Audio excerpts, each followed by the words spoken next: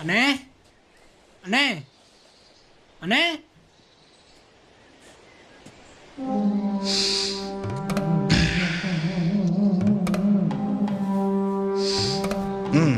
அண்ணே அம்மாண்ணே. என்னையா அம்மா? அண்ணே அம்மாவை தேடி தரேன்னு சொன்னீங்களேண்ணே. உங்க அம்மா எதுக்கியா நான் தேடி தரணும்? அண்ணே நீங்க சொன்னீங்கன்னு பாத்ரூம்லாம் கழுவிட்டேனே, வேணா வந்து பாருங்கண்ணே. ஏன் சும்மா அம்மா அம்மான்ட்டு?